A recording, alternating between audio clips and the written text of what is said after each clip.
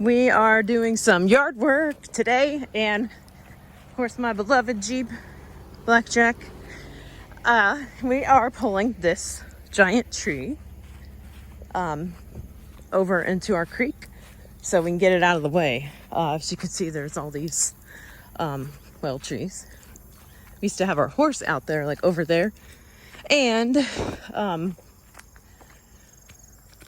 see all this prairie, and this tree is from over here. It's amazing what you can do with a Jeep. So useful. Look here.